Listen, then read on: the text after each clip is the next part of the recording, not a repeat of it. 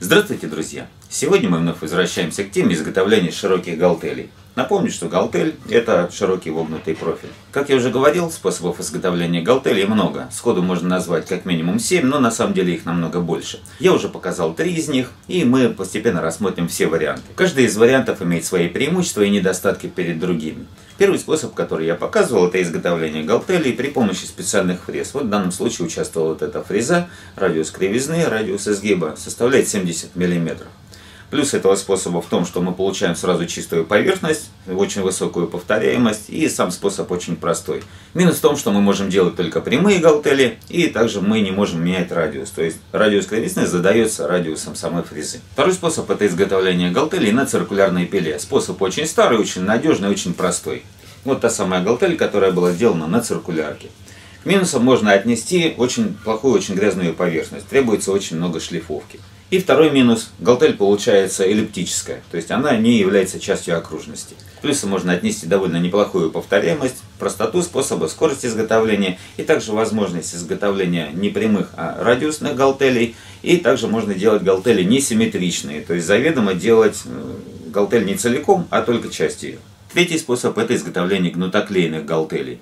Большим плюсом этого способа является изготовление галтелей абсолютно любого профиля. К минусам можно отнести изготовление галтелей из фанеры, а не из массива, но зато можно сразу покрывать шпоном. Также этот способ довольно сложен, и он не позволяет делать криволинейные детали. То есть это всегда профили только прямые.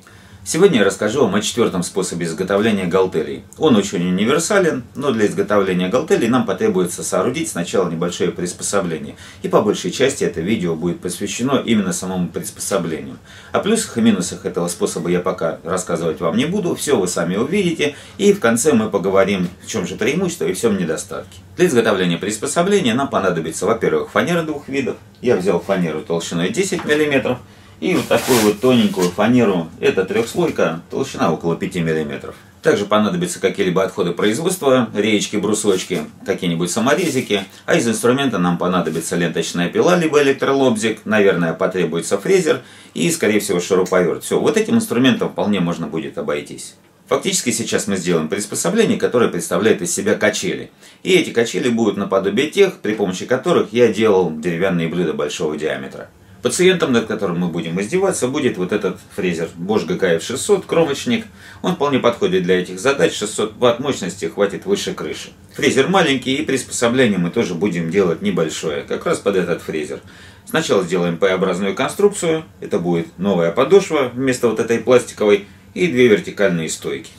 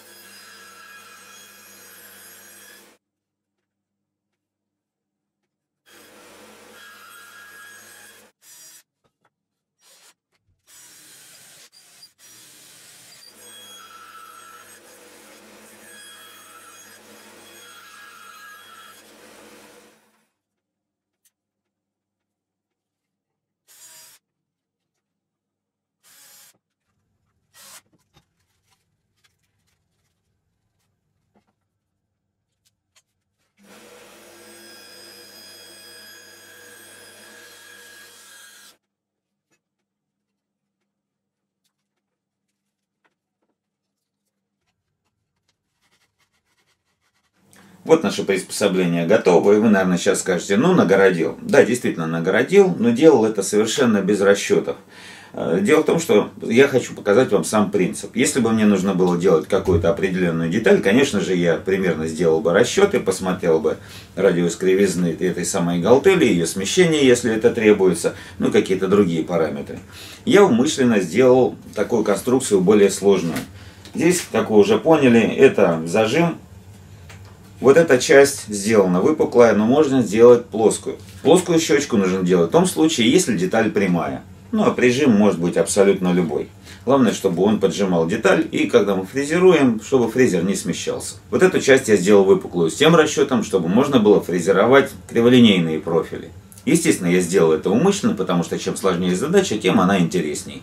И теперь давайте сделаем саму заготовку и будем фрезеровать галтель, посмотрим, как это приспособление покажет себя. Те, кто видел, как работает фрезерный маятник при изготовлении деревянного блюда, знают, как он работает, знают принципы расчетов. Ну а для тех, кто не знает, просто вкратце скажу. Ось маятника мы можем переставлять по высоте и, соответственно, задавать любой радиус. Радиус получаемой галтели будет равен расстоянию от центра оси до конца фрезы. Здесь все элементарно просто, и, соответственно, смещая ось вниз, мы получаем меньше радиус. Теперь делаем сами заготовки. Я буду делать заготовки радиусные. Сейчас я размечу радиусную деталь. У меня есть кусочек шпона, два отверстия, и здесь закручен саморез. В идеале, конечно, должна быть полоска фанеры, здесь должен стоять фрезер, и мы должны фрезеровать для того, чтобы получить ровные края. Но я все это дело отпилю на ленточной пиле. Мне самое главное показать принцип работы.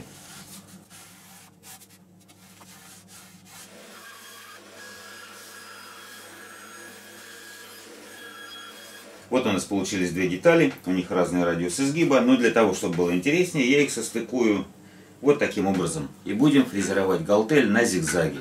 Это, конечно, не самый сложный способ, но я думаю, будет интересно. Я отбил стык на торцовке и сейчас соединю при помощи ламельного фрезера.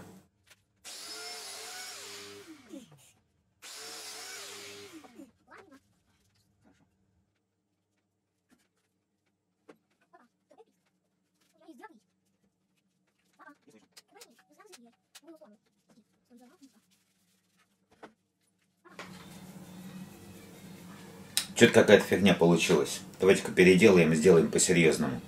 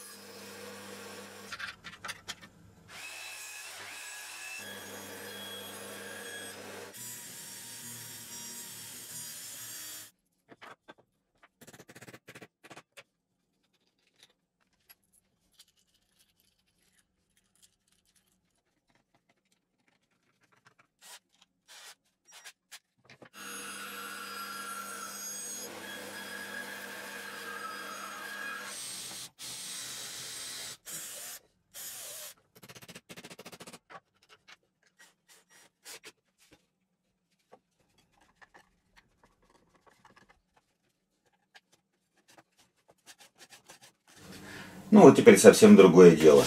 Качели с ручкой и жесткое основание. На этом основании есть две регулируемые опоры. Их можно поставить абсолютно в любое положение. Если нужна прямая галтель, то, соответственно, мы прямую сторону ставим внутрь. И сюда можно еще нашить брусочек, если галтель, например, узенькая. Но у нас галтель криволинейная, поэтому мы развернем вот эту колодочку и установим нужное положение. Зазор я устанавливаю чуть-чуть меньше, чем ширина детали. И тогда у нас при зажатии не будет перекашивать саморез, и он не отломится. Минимальный радиус изгиба определяется радиусом вот этой колодки. В случае, если деталь совсем кривая, очень фигурная, здесь можно либо заменить колодку, сделать ее более выпуклой, либо просто доклеить какой-то небольшой участок, небольшой кусочек. Если изгиб направлен в другую сторону, то, соответственно, доклеивать нужно будет на прищепке, если у нас ручка упирается в деталь. Как видите, приспособление совершенно несложное, и сейчас мы посмотрим его в работе. Я умышленно делаю галтель несимметричную относительно деталей. Я буду делать ее со сдвигом, так будет интереснее и сложнее. Начинать фрезерование я бы порекомендовал на самой высокой отметке качелей. В этом случае галтель будет более пологая и будет проще контролировать процесс. Когда основная часть материала будет снята, можно будет уменьшать радиус. В процессе работы за счет заглубления фреза будет выбирать какой-то паз вот в этой колодке. В этом нет ничего страшного, внизу опора сохранится и деталь жесткость не потеряет.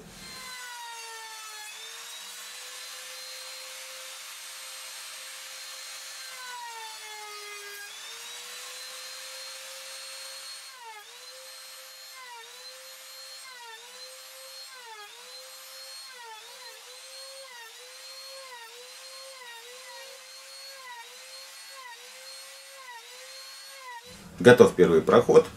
Видно ступеньки, но это только за счет того, что я делал большой шаг. Если шаг делать меньше, то их практически не будет заметно. Ну и потом последует небольшая шлифовка. А теперь я уменьшу радиус. Переставлю, ну, например, вот сюда. Поскольку я всего лишь переместил ось, качели относительно основы не переместились ни выше, ни ниже, фреза находится в нижней точке в том же положении.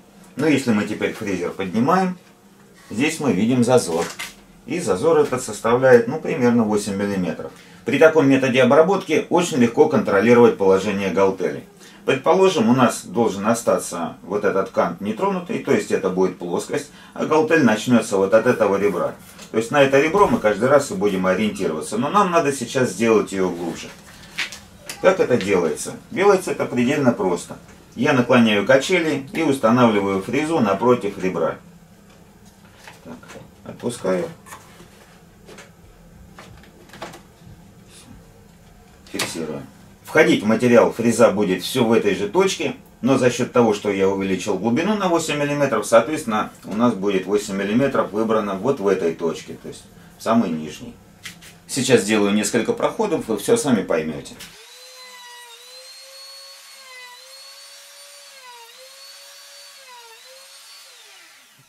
Вот что у нас получается. Галтель не изменяет своего положения, то есть ребро мы не затрагиваем, но зато мы добавили глубину. И глубина добавилась только в нижней части, а здесь она сошла на 0. Сейчас еще раз добавлю глубину и точно так же буду оставлять это ребро нетронутым. Сейчас опять то же самое. При перемещении оси ниже качели не сместились по вертикали. Но если мы наклоняем, что мы видим здесь? Опять у нас появился зазор между концом фрезы и галтелью.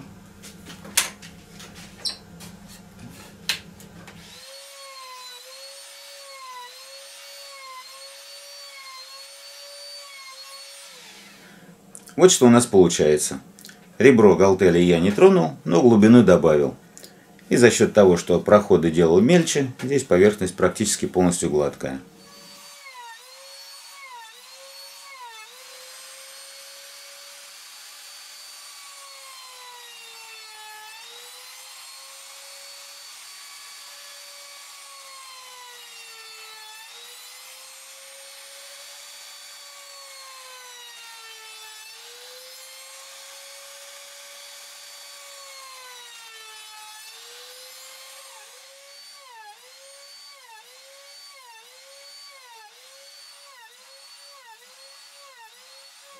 Деталь готова, все отлично получается, но давайте еще усложним задачу. Во фрезер я установил прямую пазовую фрезу с полукруглым концом. Это фреза Globus, она режет очень плохо, но я думаю, у нас тоже все получится. Диаметр фрезы 18 мм, и теперь на кромке я делаю отметки через 40 мм. К маятнику на скорую руку я добавил крючок, прикрутил двумя саморезами. Он будет являться ограничителем. При установке я равняю, ну, например, правый край пробитого паза в основании с риской на галтели.